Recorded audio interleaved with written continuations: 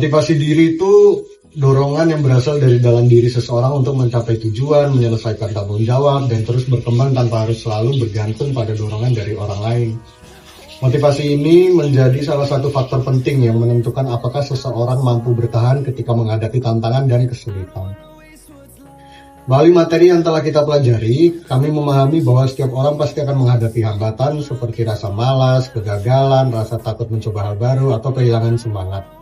Namun orang yang memiliki motivasi diri akan melihat hambatan tersebut sebagai bagian dari proses pembelajaran, bukan sebagai alasan untuk berhenti. Kegagalan bukanlah akhir dari perjalanan, melainkan kesempatan untuk mengevaluasi diri, memperbaiki kesalahan, dan mencoba kembali dengan cara yang lebih baik.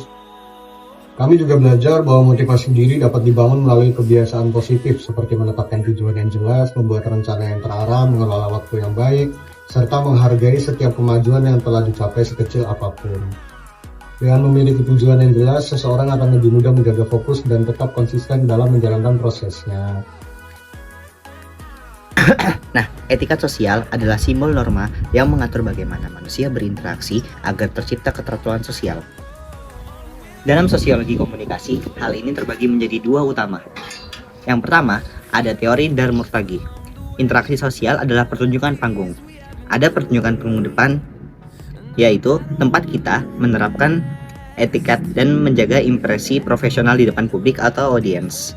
Dan yang kedua, ada panggung belakang, yaitu area pribadi tempat kita melepaskan atribut panggung. Yang kedua, ada interaksionalisme simbolik.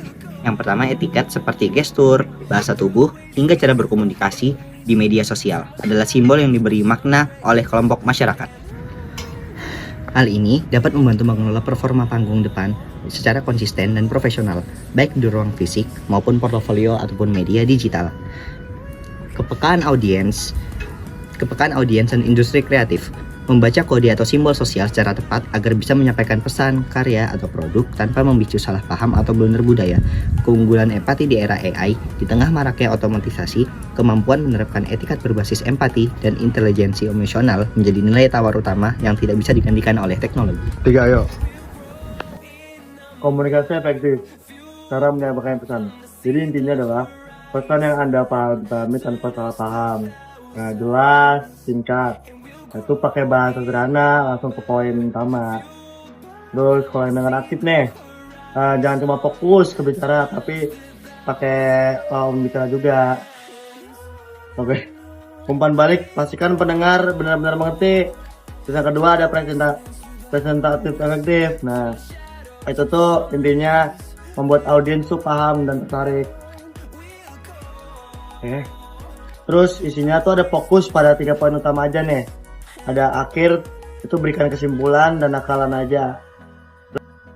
Selanjutnya ada gaya penyampaian, atur intonasi suara, jaga kontak mata, dan berdiri percaya diri. Selanjutnya ada slide visual, yaitu kurangi teks panjang, gunakan grafik atau gambar yang simple. Ya minimal seperti itulah slide. Ya, selanjutnya ada komunikasi berdiskusi. Komunikasi berdiskusi adalah proses bertukar pendapat, gagasan, dan informasi antara 2 orang atau lebih untuk mencapai tujuan atau menemukan solusi bersama. Dalam berdiskusi, setiap peserta perlu menyampaikan pendapat dengan jelas, mendengar orang lain, serta menghargai perbedaan pendapat. Bagi saya yang memiliki cita-cita menjadi seorang aktor dalam 5-10 tahun ke depan, kemampuan berdiskusi sangat penting karena akan membantu saat bekerja sama dengan sutradara, produser, manajer, maupun rekan sesama aktor. Selain itu, kemampuan berkomunikasi yang baik juga diperlukan saat wawancara, membangun hubungan dengan penggemar, serta menyampaikan ide secara percaya diri. Oleh karena itu, dengan menguasai komunikasi berdiskusi sejak sekarang, seseorang dapat meningkatkan kemampuan berbicara, bekerja sama dalam tim, dan membangun citra diri yang positif. Keterampilan tersebut akan menjadi bekal yang bermanfaat untuk mencapai tujuan menjadi aktor profesional di masa depan.